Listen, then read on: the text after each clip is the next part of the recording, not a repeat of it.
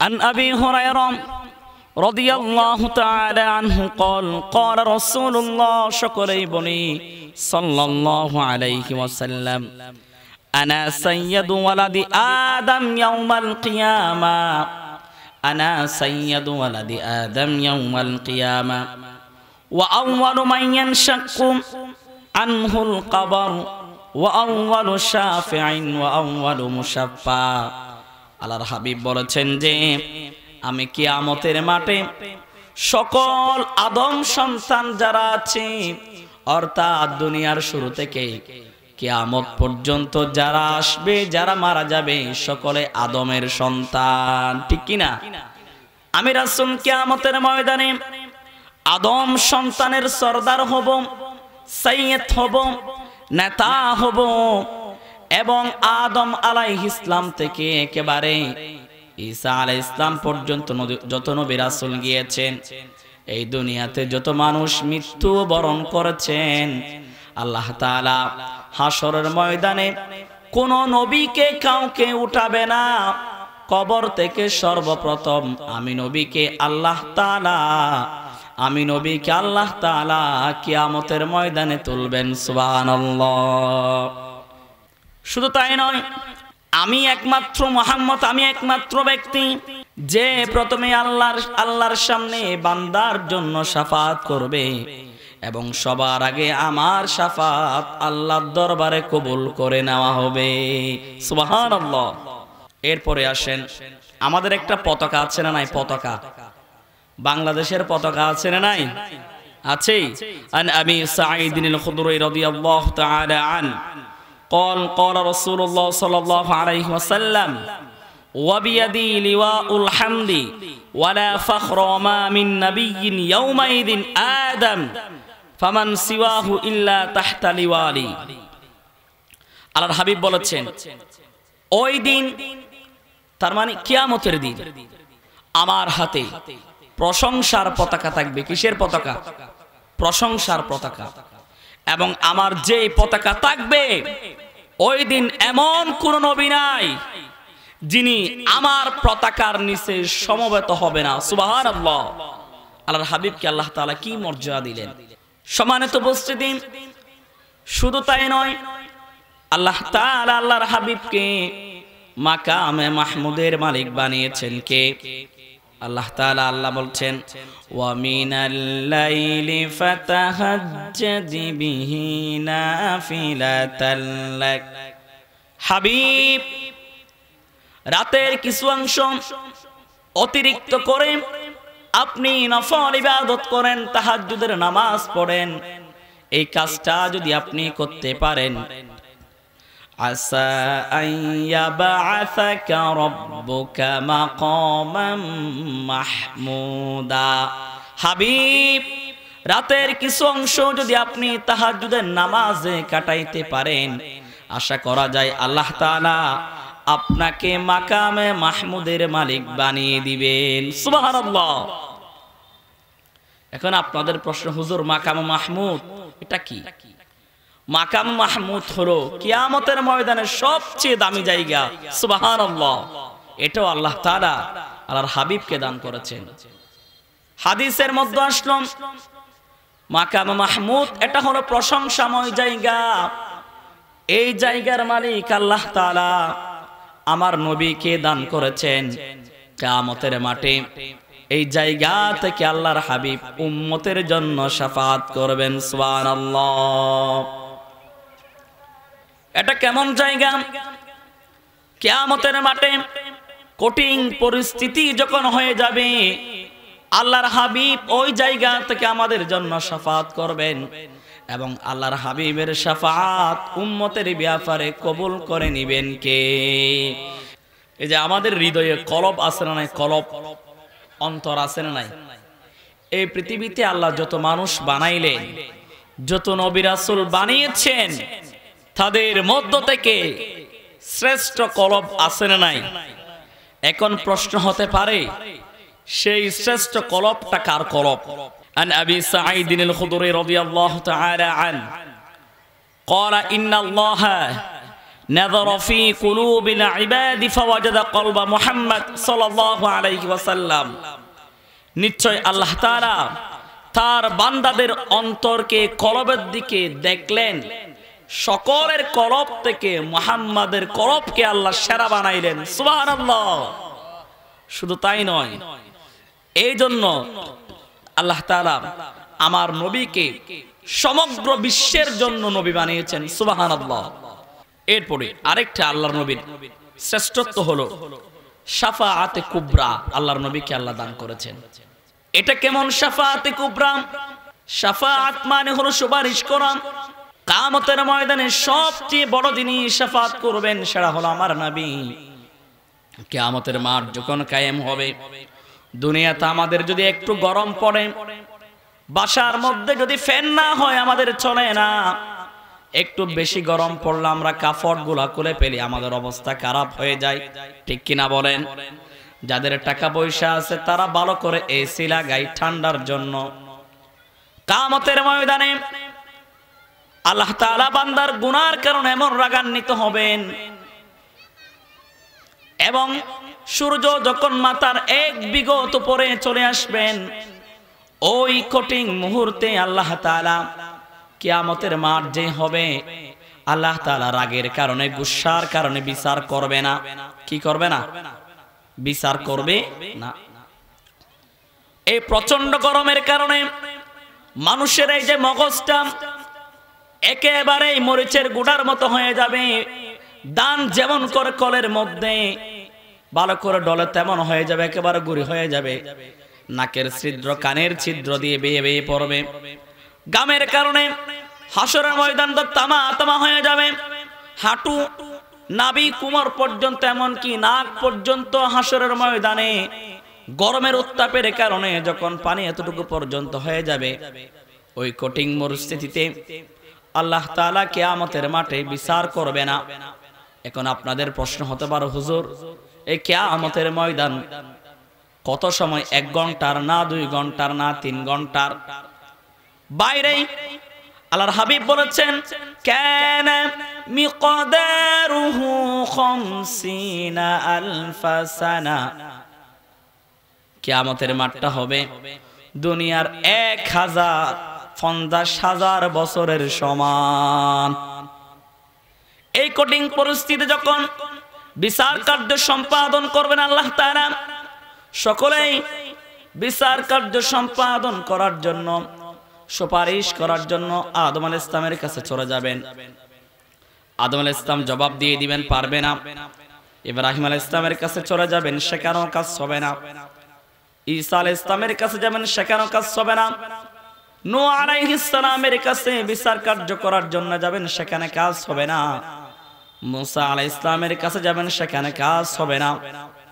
এবার আল্লাহর নবীর কাছে চলে যাবেন। আল্লাহর নবী, ওই যে বলছি না আপনাদেরকে, মাকামে মাহমুদ। মাকামে মাহমুদ মানে প্রশংসার জায়গা। ওখানে বসে আল্লাহ তাআলা হাসরের ময়দানে সকলে বলবে, ইয়া নাফসি ইয়া নাফসি। সকল নবীরা বলবে ইয়া নাফসি, সকল নবীর উম্মত বলবেন ইয়া নাফসি। হাসরের ময়দানে প্রত্যেকটা মানুষের জবান দিয়ে যেই কথা হবে সেটা হলো ইয়া নাফসি।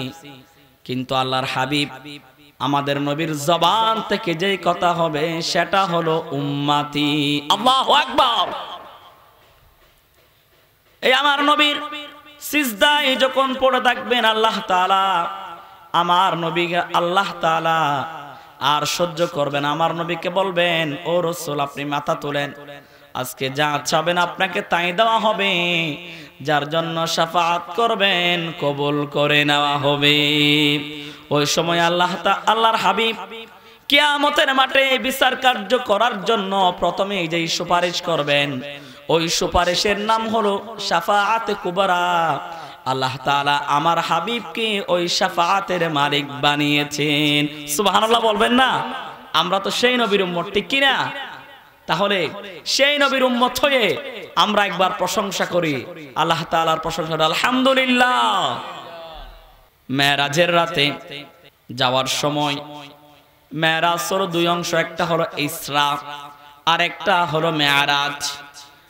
কাবা শরীফ থেকে হাতিমে কাবা থেকে বাইতুল মুকাদ্দাস পর্যন্ত যেই ভ্রমণ সেটা হলো ইসরা, এবং বাইতুল মুকাদ্দাস উরুজ থেকে মেরাজ, বাইতুল মুকাদ্দাস থেকে উপর দিকে আল্লাহর কাছে গেলেন, এটার নাম হলো মেরাজ। বাইতুল মুকাদ্দাসের মধ্যে কয় রাকাত নামাজ পড়লেন? কথা বলেন, কয় রাকাত? 2 রাকাত। সেটা কি যাওয়ার সময় না আসার সময়? অনেক মতানৈক্য আছে, আমরা এটার দিকে না যাই। 2 রাকাত নামাজ পড়েছে, এটাই যথেষ্ট। আল্লাহর হাবিব বলেছেন, ওয়াকাদ রাআইতুমুনি ফি জামাআতি মিনাল আম্বিয়া ফাহানাতিস সালাতু ফাআম্মামতুহুম।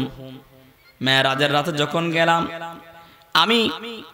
আমি মুহাম্মদ, আমি সকল রাসূলকে বাইতুল মুকাদ্দাসের মধ্যে আমার সামনে পেলাম, এবং আমি তাদের সকলের ইমামতি করলাম। সুবহানাল্লাহ।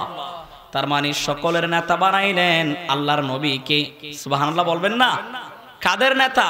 উম্মতের না, সকল নবীদের নেতা, সকল নবীদের নেতা। সুবহানাল্লাহ। আল্লাহর হাবিব বলেছেন, আন আবি উমামা রাদিয়াল্লাহু তাআলা আনহু قال قال رسول الله সকলে বলি সাল্লাল্লাহু আলাইহি ওয়াসাল্লাম, ইন্নাল্লাহা ফাদ্দালানি আলাল আম্বিয়া। আল্লাহ তাআলা এই পৃথিবীতে যত নবী রাসূল পাঠিয়েছেন, সমস্ত নবীদের উপরে আল্লাহ তাআলা আমাকে স্থান দিয়েছেন। সুবহানাল্লাহ। সুবহানাল্লাহ বলবেন না? শুধু তাই নয়, কোরআনুল কারীমের সূরা ইনশিরা আলাম নাশরার মধ্যে বলছেন, আলাম নাশরাহ লাকা সাদরাক ওয়া রাফা'না লাকা যিকরাক ফাইন্না মা'আল উসরি ইউসরা ইন্না মা'আল উসরি ইউসরা। এই সূরার মধ্যে আল্লাহ তাআলা বলছেন, ওয়া রাফা'না লাকা যিকরাক। আল্লাহ তাআলা বলছেন, ও হাবিব, ও আমার বন্ধু, আমি তোমার আলোচনা, আমি তোমার জিকির, আমি তোমার খ্যাতি, হাবিব আমি তোমার সম্মান, আমি তোমার শান এবং শৌকতকে বাড়িয়ে দিয়েছি। সুবহানাল্লাহ। তাহলে আল্লাহর নবীর নাম, আল্লাহর নবীর যিনি ইজ্জত বাড়িয়ে দিলেন, চিল্লাই বলেন তিনি কে? যেখানে আজান হবে সেখানে আমার নবীর নাম আছে না নাই? যেখানে নামাজ পড়বেন সেখানেও মুহাম্মদের নাম আছে না নাই? যেখানে মুসলমান হওয়ার সময় কালিমা পড়বেন সেখানেও আমার নবীর নাম আছে না নাই? তার মানে হাবিব আমি তোমার নামকে কেমন করে বাড়িয়ে দিয়েছি। আল্লাহ বলছেন, ও মুহাম্মদ হাবিব, যেখানে যেখানে আমি আল্লাহর নাম, সেখানে তোমার নামকে আমি লাগিয়ে দিয়েছি। সুবহানাল্লাহ।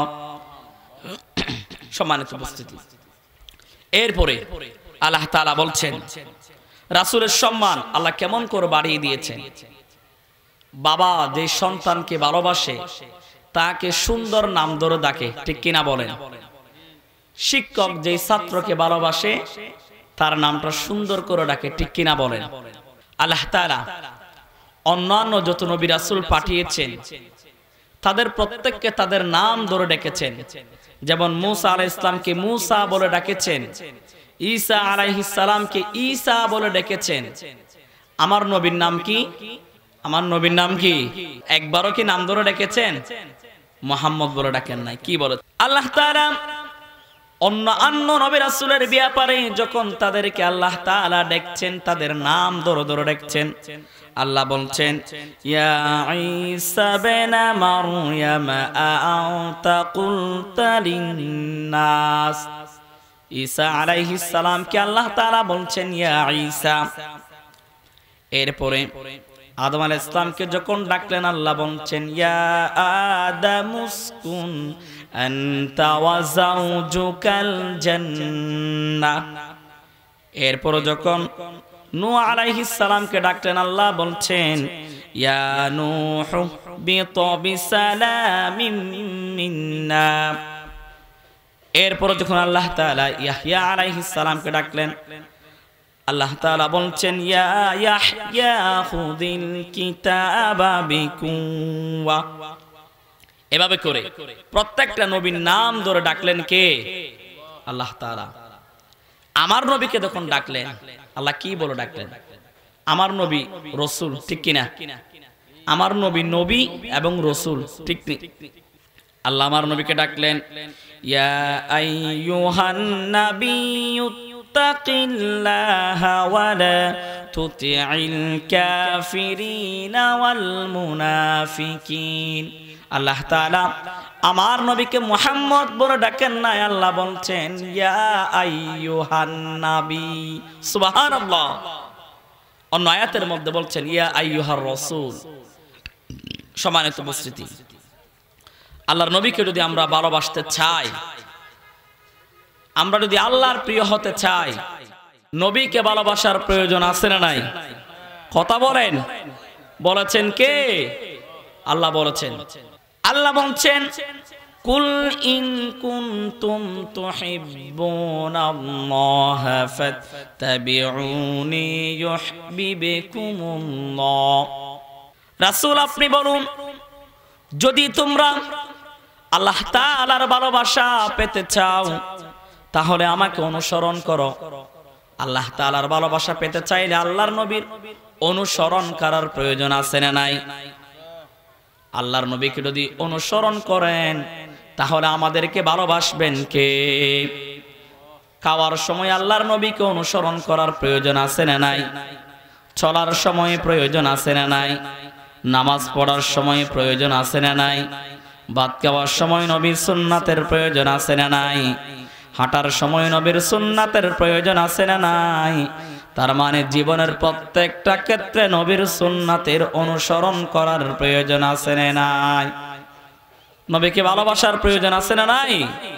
নবীকে ভালোবাসতেন হযরত সিদ্দিক আকবর, আবু বকর রাদিয়াল্লাহু তাআলা আনহু।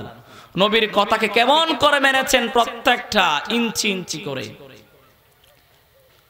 মক্কার মধ্যে যখন মক্কার মধ্যে সিদ্ধান্ত গ্রহণ করলাম, সংসদের মধ্যে বৈঠক বসলো, দারুন নাদওয়া। আল্লাহর নবীকে প্রত্যেকটা গোত্র থেকে এক একজন করে যুবক নেওয়া হবে, মুহাম্মদের কল্লা কাটা হবে। নাউযুবিল্লাহ। সিদ্ধান্ত যখন গ্রহণ করলাম, যেই রাতের মধ্যে তারা মুহাম্মদ সাল্লাল্লাহু আলাইহি ওয়াসাল্লামের গলা কাটবেন, হত্যা করবেন, ওই দিন আল্লাহর নবী যখন ঘুমিয়েছিলেন, ঘুমানোর পর আল্লাহ তাআলা জিবরিল আমিনকে পাঠিয়ে দিলেন। জিবরিল আমিন আমার নবীকে বলে দাও যেন আজকে হিজরত করে এখান থেকে চলে যায়। মক্কার কাফেররা শত্রু বাহিনী গড় ঘিরে ফেলেছে। জিবরিল আমিন এই সংবাদ পৌঁছে দিলেন আমার নবীকে। আমার নবী আবার হযরত আলীকে আল্লাহর নবী ডাকলেন। আল্লাহর নবী আলীকে বললেন, আলী আমার বিছানার মধ্যে তুমি ঘুমাও। আলী বলেছেন, আমি যে আল্লাহর নবীর বিছানার মধ্যে ঘুমাবো, সকাল বেলা যখন তারা চাদর তুলবেন, চাদর তোলার পরে আল্লাহর নবীকে না পাবেন।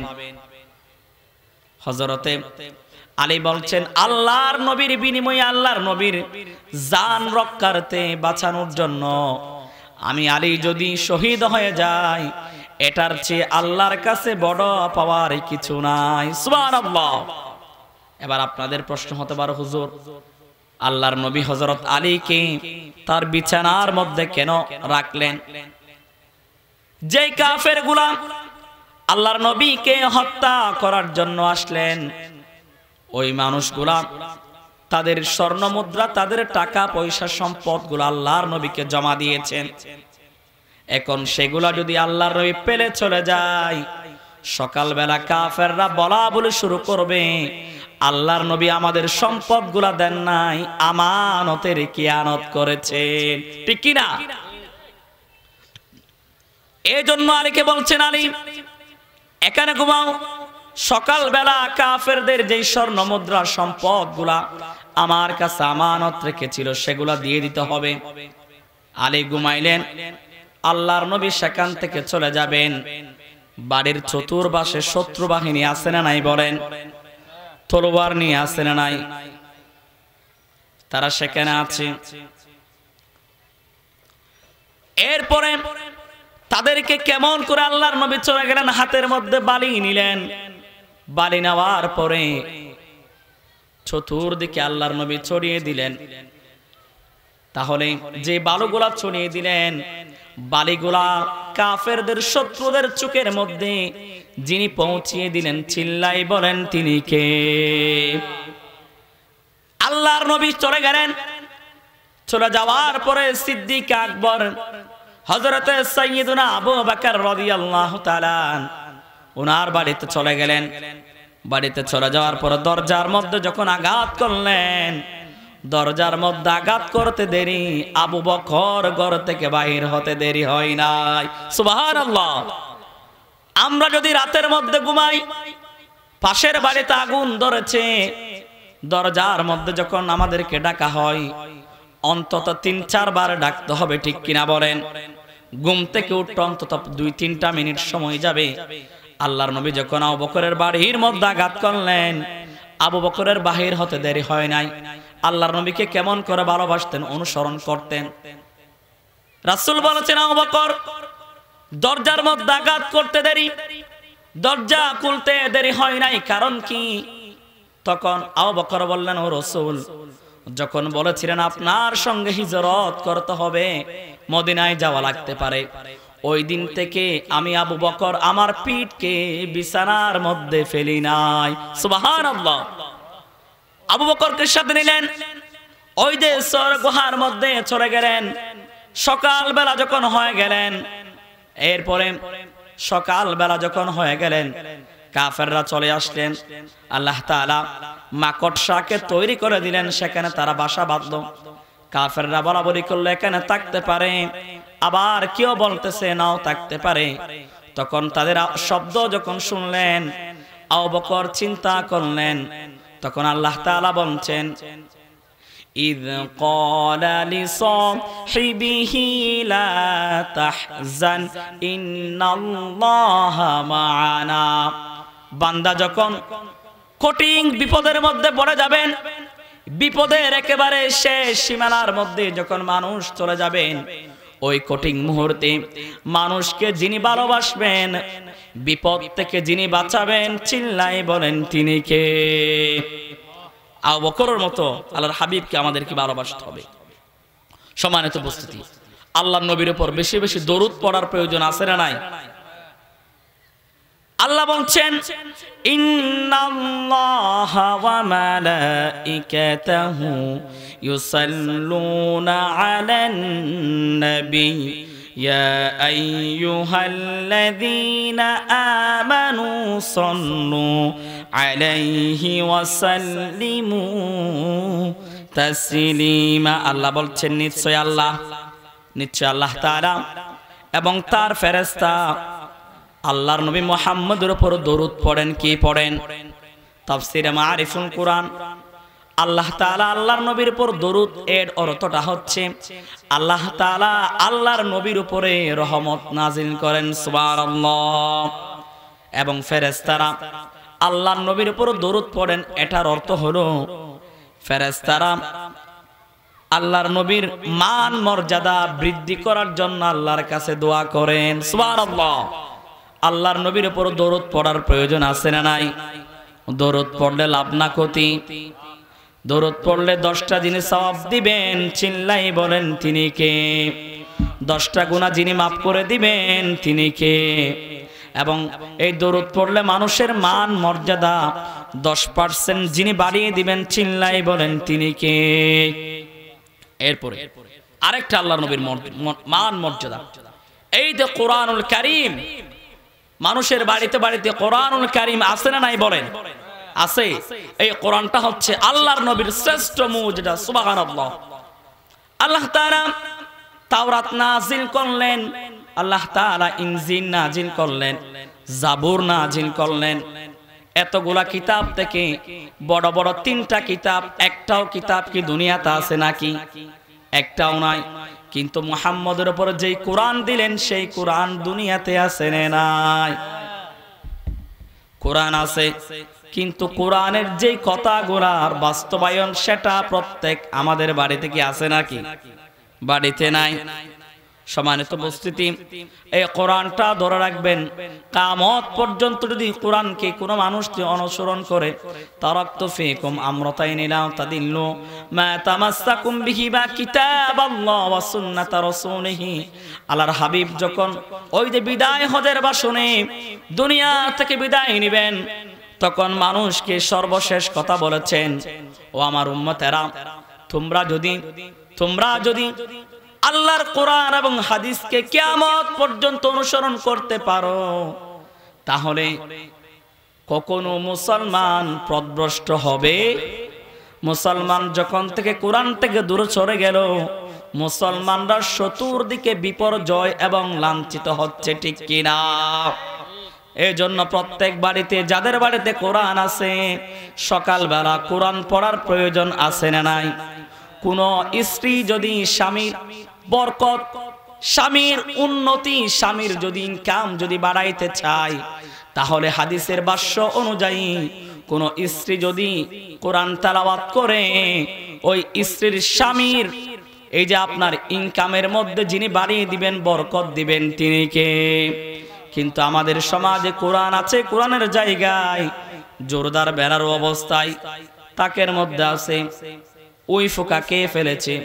কিন্তু সকালবেলা কোন বাড়িতে, আগের যুগে প্রত্যেকটা বাড়িতে সকালবেলা কোরআনের শব্দ বের হতো, এখন সকালবেলা কোরআনের শব্দগুলা শোনা যায় না, ঠিক কিনা? এই জন্য প্রত্যেকটা বাড়িতে মা বোনেরা সকালবেলা কোরআন তেলাওয়াত করবেন। সম্মানিত উপস্থিতি, জান্নাত বানাইলেন কে? জান্নাতের দরজা কয়টা? জান্নাত একটা, দরজা কয়টা? 8টা দরজা। এই জান্নাতে সবার আগে কে ঢুকবেন? কথা নাই। কি আদম আলাইহিস সালাম ঢুকবেন না মূসা আলাইহিস সালাম ঢুকবেন? কে ঢুকবেন সবার আগে? কথা আছে না নাই? আতি বাবাল জান্নাহ ইয়াউমাল কিয়ামা। আল্লাহর হাবিব বলেছেন, কিয়ামতের দিন আমি জান্নাতের দরজার সামনে উপস্থিত হব। জান্নাতের দরজার সামনে গিয়ে বলবো ফাস্তাফতি, দরজা খোলার জন্য আবেদন করব। জান্নাতের দরজার সামনে গিয়ে জান্নাতের দারওয়ানকে বলবো দরজা খুলো, ফাস্তাফতি। জান্নাতের দারওয়ান ফায়াকুলুল খাজিন, তিনি আমার বলবেন মান আনতা, আপনি কে? আমি বলবো ফাকুলু মুহাম্মদ সাল্লাল্লাহু। জান্নাতের দারওয়ান যখন বলবেন আপনি কে, আমি বলবো আনা মুহাম্মদ, আমি মুহাম্মদ সাল্লাল্লাহু আলাইহি ওয়াসাল্লাম। ফাকুলু বিকা উমিরতু, তখন জান্নাতের আমার জন্য যখন দরজা খুলতে, জান্নাতের দারওয়ানকে যখন দরজা খোলার জন্য বলবো, তখন আমাকে জিজ্ঞেস করবো, আমি বলবো আমি মুহাম্মদ। তখন জান্নাতের দারওয়ান বলেছে, আল্লাহ তাআলা আমাকে আপনার জন্য দরজা খোলার জন্য আবেদন করেছে। লা আফতাহু লি আহাদিন ক্বাবলাক, ও মুহাম্মদ, আপনার পূর্বে কেউ জান্নাতে প্রবেশ করতে পারবে না। আপনি নবী যতক্ষণ না জান্নাতে ঢুকবেন না, অন্য কোন নবীর উম্মত জান্নাতে প্রবেশ করবেন। আল্লাহু আকবার। আমার নবীর সাথে কে জান্নাতে যাবে? রাসূলের সম্মান বলতে হবে তো, শুধু আমলের কথা বললে হবে না, রাসূলের শানের কথাও বলতে হবে, আমার নবীর মান মর্যাদার কথাও বলতে হবে। রাসূলের সাথে কে জান্নাতে যাবে? কোন নবী যাবে না। আল্লাহর নবীর সাথে যিনি জান্নাতের মধ্যে চলে যাবেন, তিনি হলেন ইসলামের প্রথম মুয়াজ্জিন হযরতে বেলাল। সুবহানাল্লাহ। কারণ আল্লাহর নবী যেই সওয়ারি হয়ে জান্নাতে যাবে, সেই সওয়ারি যিনি চালাবেন তিনি হলেন হযরতে বেলাল। আল্লাহু আকবার। সম্মানিত উপস্থিতি, তাহলে এই নবীর প্রতি ভালোবাসা আমাদের অন্তরে থাকার প্রয়োজন আছে না নাই?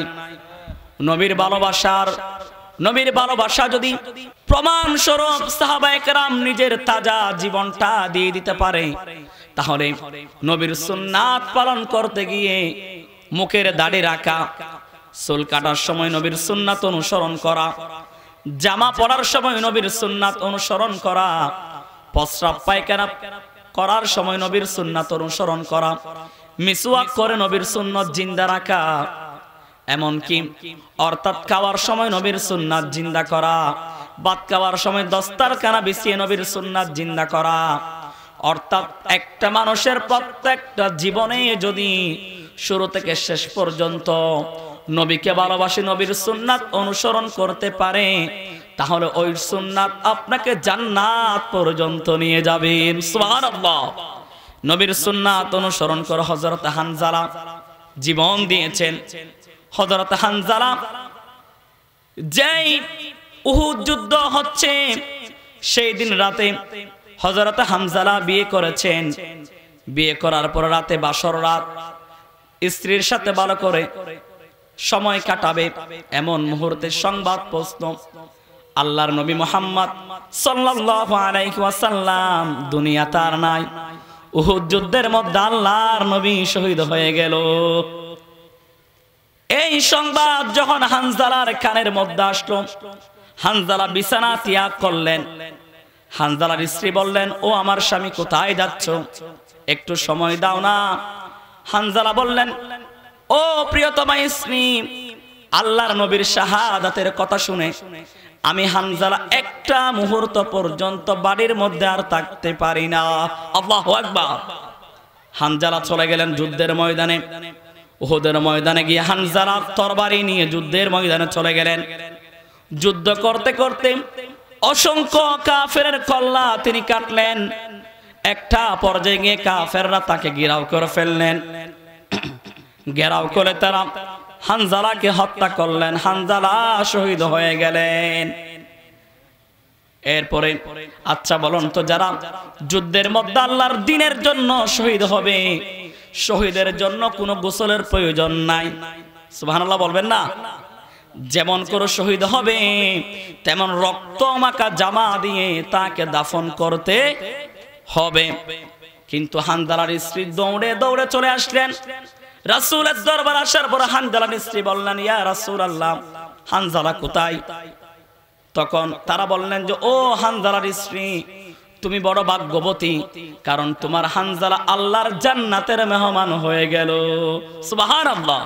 তখন তিনি বললেন, আমি তো এই জন্য আসি নাই, যুদ্ধে যে মারা যাবে শহীদ হবে তার জন্য গোসলের প্রয়োজন নাই, কিন্তু হানজালা আজকে বিয়ের রাতে বাসর করে আসলো, তার জন্য গোসল ফরজ, সেটা করতে হবে, এই জন্য আমি আসলাম।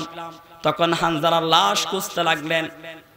হানজালার লাশ যখন যুদ্ধের ময়দানে পাওয়া যাচ্ছে না, আল্লাহর নবী বলেছেন, ও সাহাবায়ে কেরাম, হানজালা বাসর রাত আল্লাহর নবীর শাহাদাতের কথা শুনে যুদ্ধের ময়দানে আসলেন। আল্লাহ তাআলা হানজালাকে তো ভালোবাসলেন। হানজালাকে আল্লাহ তাআলা দুনিয়া থেকে এই যে জান্নাতের মধ্যে নিয়ে হানজালার গোসলের ব্যবস্থা আল্লাহ তাআলা করে দিলেন। সুবহানাল্লাহ, আল্লাহু আকবার। সাহাবায়ে কেরাম দেখলেন হানজালাকে যখন নামালেন, হানজালার শরীর থেকে পানিগুলা বেয়ে বেয়ে পড়ছে। সুবহানাল্লাহ। আল্লাহ তাআলা আমাদেরকেও শাহাদাতের মাউত দান করেন, বলেন আমিন। যদি কখনো কোনো সময় যদি গাজওয়াতুল হিন্দের ডাক যদি চলে আসে, শুধু তাই নয়, গাজওয়াতুল হিন্দের ডাক বলেন ইমাম মাহদী যদি চলে আসেন আমাদের সময়ে, আল্লাহ তাআলা আমাদেরকে যুদ্ধের রণাঙ্গনের শহীদ হিসেবে কবুল করেন, বলেন আমিন। এবং আল্লাহর নবীর এই কথাগুলো শুনে আমাদের বাস্তব জীবনে নবীর সুন্নাতকে ধারণ করে বাকি জীবনগুলা কাটার তৌফিক দেন যেন, বলেন আমিন। ওমা তৌফিকি ইল্লা বিল্লাহ। আসসালামু আলাইকুম ওয়া রাহমাতুল্লাহি ওয়া বারাকাতুহু।